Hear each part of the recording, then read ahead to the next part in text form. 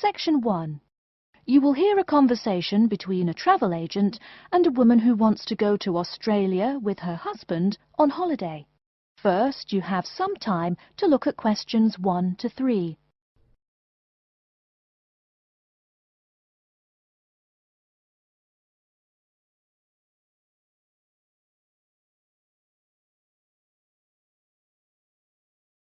You will see that there is an example which has been done for you. On this occasion only, the conversation relating to this will be played first. Good morning. I've been looking at your holidays to Australia in your brochure. I'm thinking of going during the second half of next month. Good morning. As you can see from our brochure, we offer a wide variety of packages to various destinations in Australia. Is there anything in particular that interests you? The woman says that she has been looking at the holidays to Australia in the brochure, so brochure has been written in the space. Now we shall begin. You should answer the questions as you listen, because you will not hear the recording a second time. Listen carefully and answer questions 1 to 3. Good morning. I've been looking at your holidays to Australia in your brochure. I'm thinking of going during the second half of next month. Good morning. As you can see from our brochure, we offer a wide variety of packages to various destinations in Australia. Is there anything in particular that interests you? Yes, my husband and I are very interested in the holidays in the outback. These holidays are becoming increasingly popular. Would you like to arrange flights and accommodation with us, or just accommodation? Can you arrange flights from Sydney? Certainly. OK, flights and accommodation then.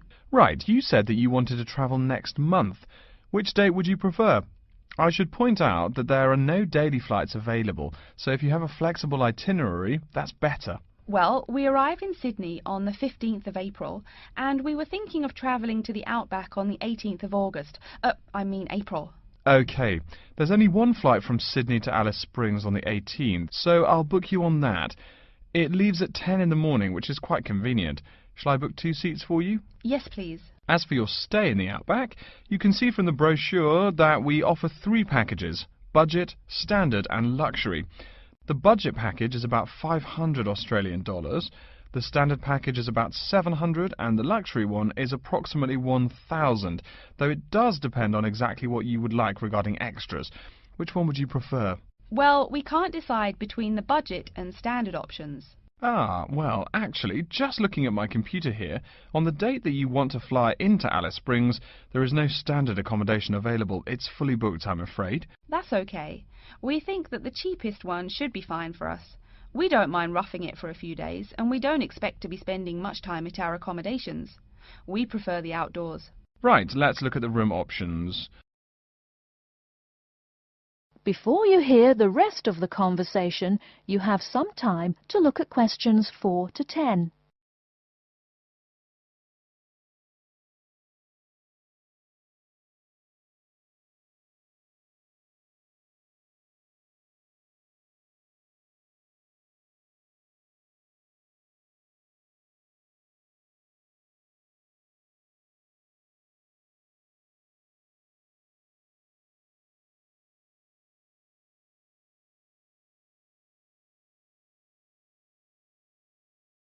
Now listen and answer questions 4 to 10.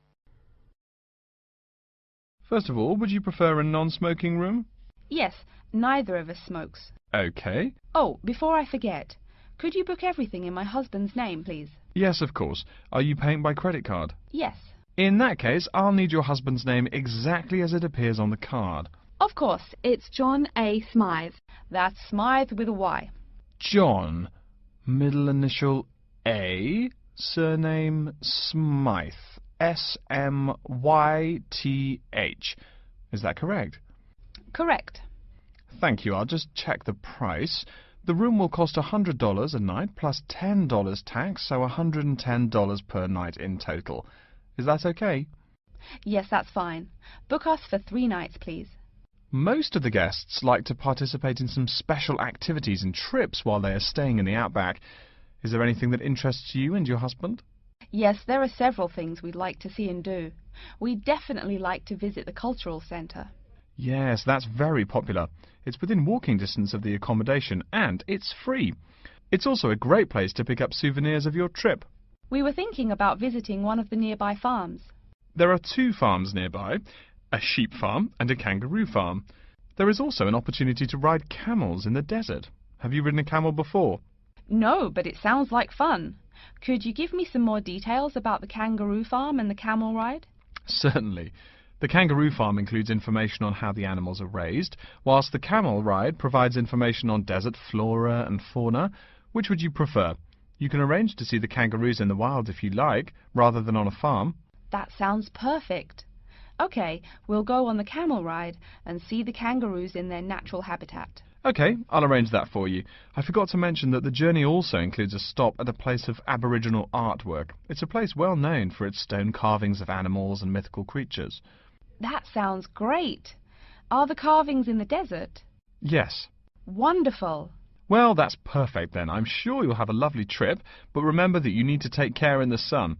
Yes, we're really looking forward to our trip. We really want to try to experience the dream time under the stars. Of course. That's what a trip to the outback is really all about. Yes. Now, how about the cost? That is the end of section 1. You now have half a minute to check your answers. Section 2. You'll hear an announcement which is looking for some volunteers. First, you have some time to look at questions 11 to 15.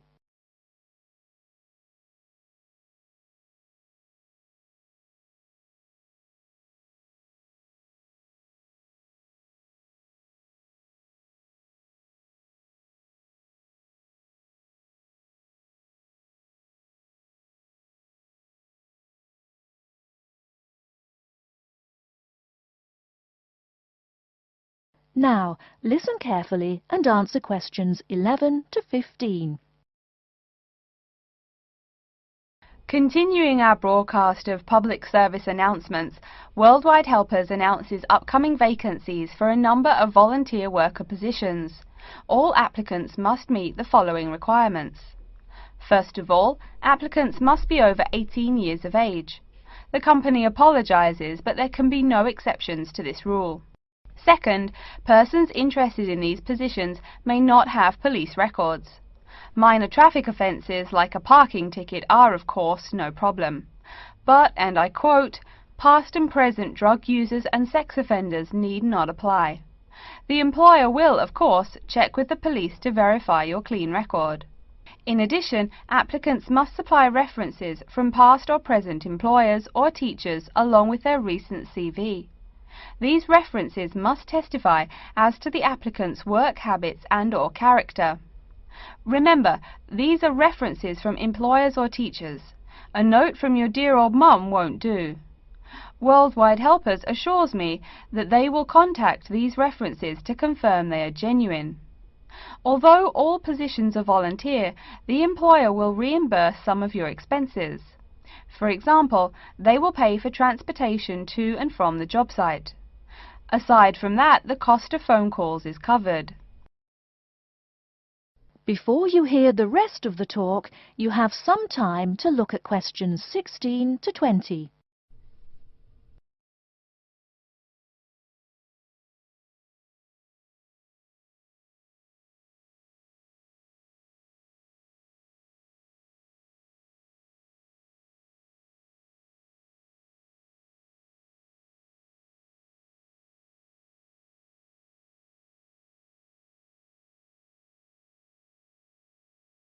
Now listen and answer questions 16 to 20.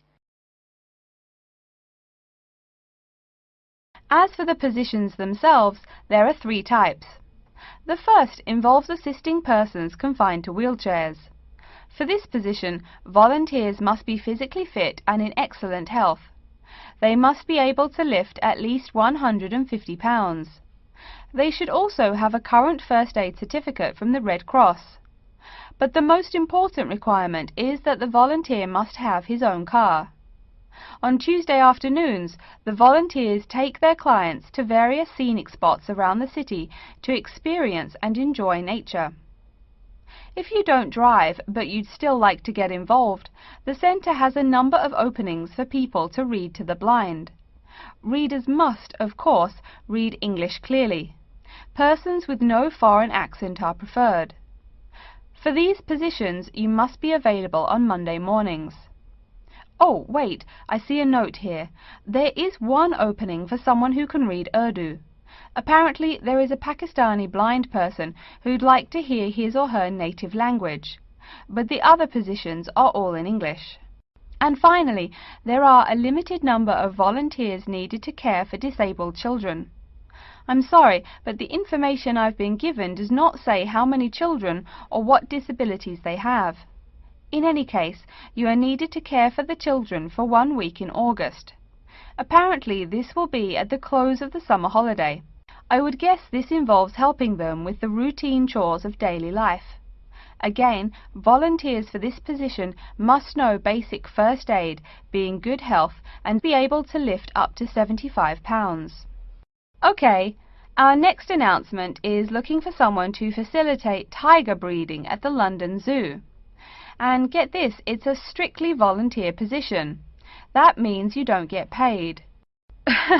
Oh my God. I'm sorry, ladies and gentlemen, but I just have to laugh. That is the end of section 2. You now have half a minute to check your answers. Section 3. You will hear a student called Pete talking to his classmate Dave about the presentation that he will give on environmental science. First, you have some time to look at questions 21 to 25.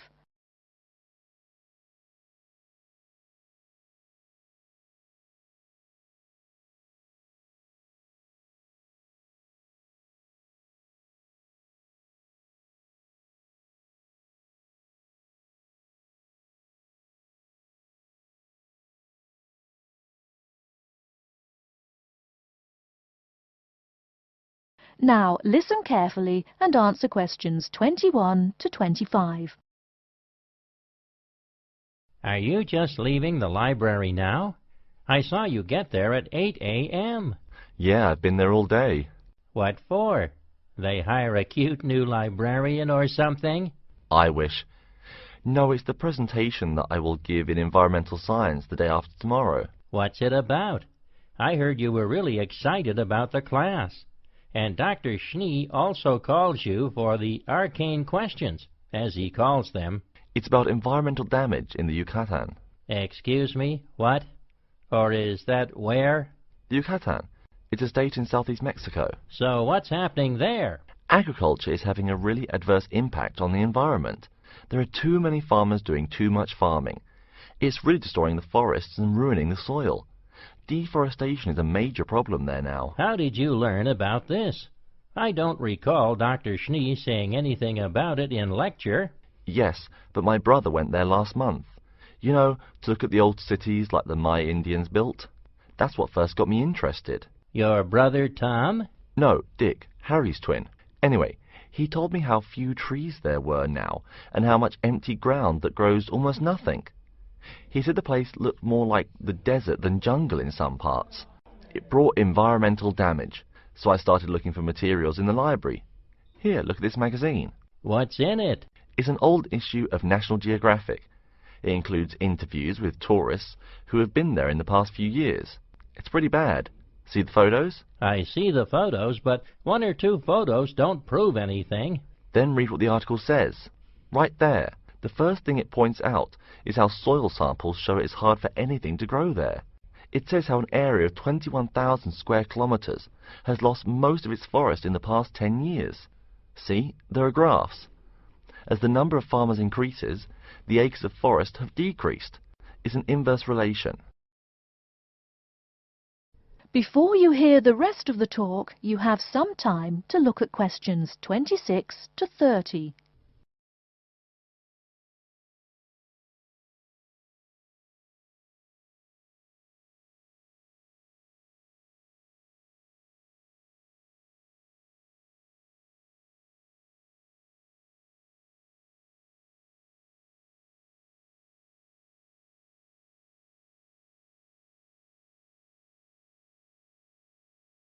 Now listen and answer questions 26 to 30.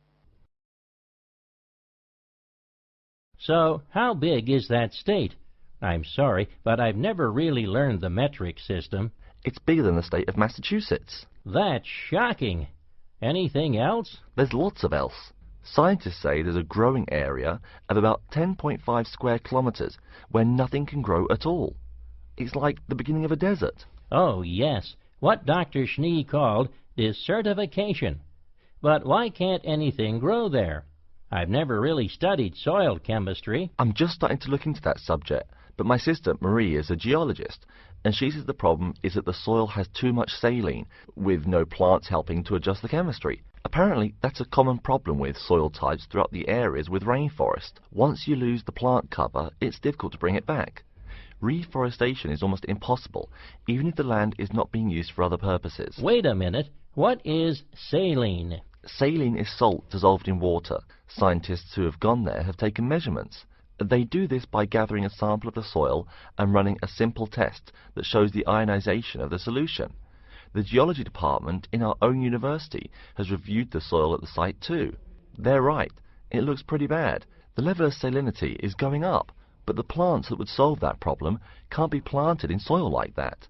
There is a narrow spectrum of salinity in which the plants will grow.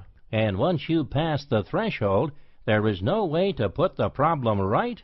Exactly. It's possible that no one can do anything to stop the trend now. And all because of human greed. Wait a second. How do you know these scientists can be trusted? What kind of reputation do they have? Are they reliable? Oh, they're definitely reliable. They include 4 members of the faculty from the geology department right here at MIT. Here, study these photographs and check the damage yourself. That's what Dr. Horst, who wrote the book here, did. He's newly appointed, but Dr. Schnee said that he's brilliant. So, where are you going now? I'm headed over to the geography department to borrow a map for my presentation. You know, this whole problem could have been avoided. The farmers there in the Yucatan... Pete? What? Go take a break. Leave some studying for the rest of us. That is the end of section 3. You now have half a minute to check your answers. Section 4. You will hear a lecture's introduction to Insect Biology 101. First, you have some time to look at questions 31 to 40.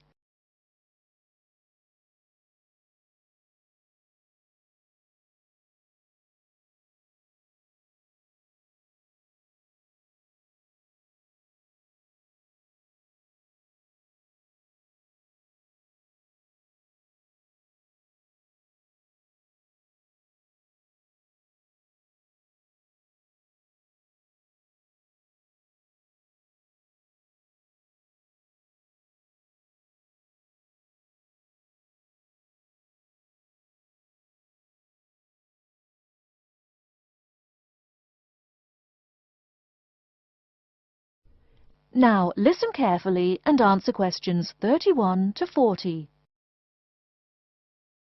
Good afternoon and welcome to Insect Biology 101. I'd like to begin this course with a few remarks about good insects and bad ones. Bugs are all around us, and that's both a benefit and an annoyance, sometimes maybe even serious harm. First, let's talk about the good things that insects do for us.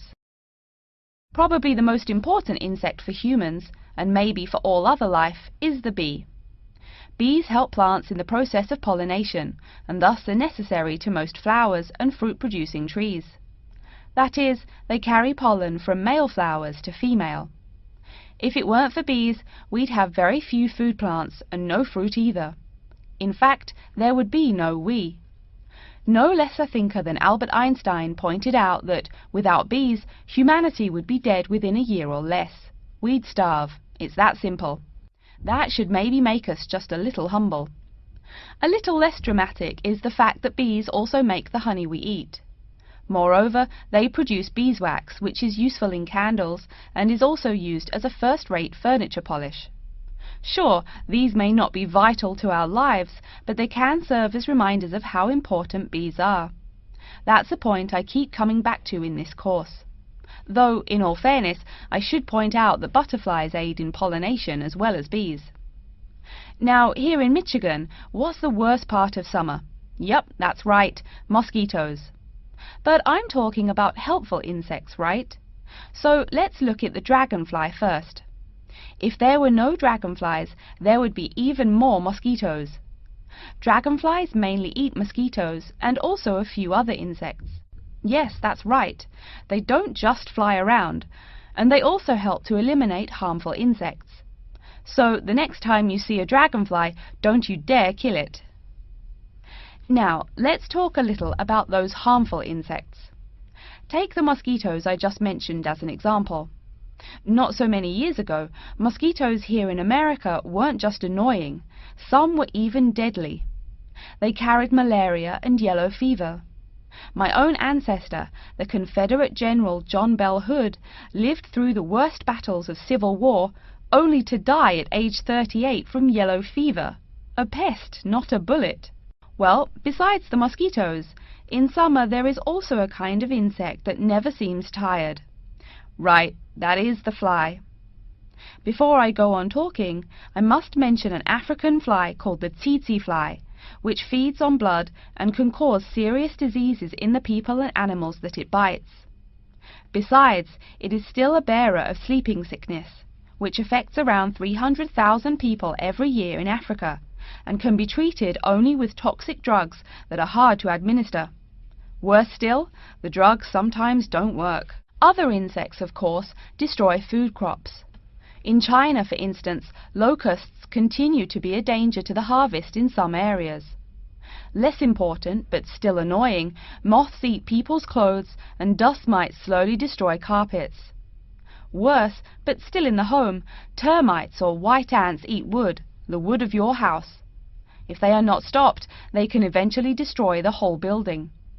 Usually they seriously damage a building before anyone even notices them. So, as we all know, insects can be a real trouble. So, what to do? You can go ahead and start killing harmful insects. In the early decades after the Communist Revolution in China, Chairman Mao encouraged the people to swat every fly they could see. Slogans on the walls of buildings called them "little capitalists." But flies reproduce too quickly for this to be a long-term solution. For some decades in the West, to kill insects with chemicals seemed a good remedy. Unfortunately, chemicals can only be used in a limited area for a limited time. It's a small-scale solution. The insects come back. Worse still, some of the poisons used, like DDT, were found harmful to the environment. Many kinds of wildlife, like hawks, were harmed. And people in chemical-using rural areas have one of the highest rates of liver cancer in the world. It's no secret that chemicals remain harmful to humans. Like all species, insects adapt to their changing environments at an amazing rate. When a new chemical is introduced to their habitat, the insects that survive are generally the ones with some way of resisting the harmful effects. They then breed with the other survivors, and just like that, insects become resistant to most poison in a few generations. An insect generation, remember, is a couple of months at most.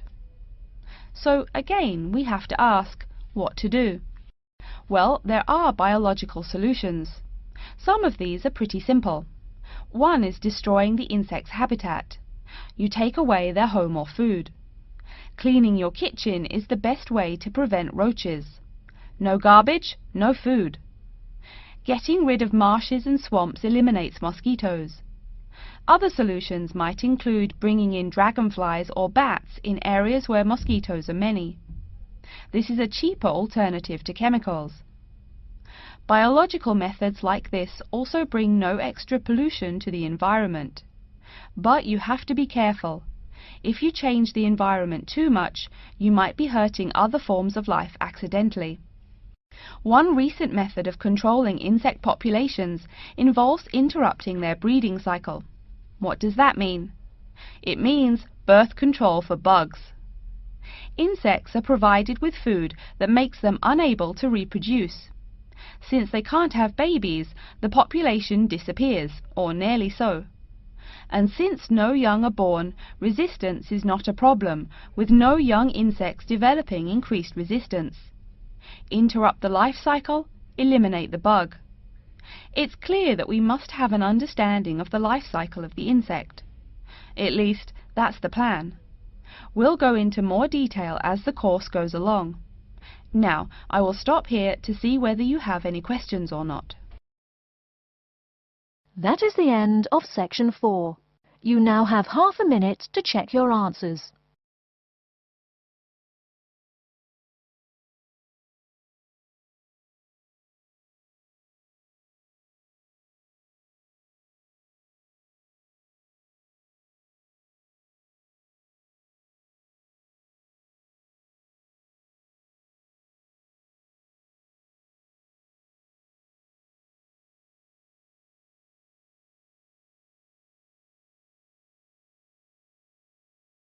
That is the end of the listening test. In the Ielts test, you will now have 10 minutes to transfer your answers to an answer sheet.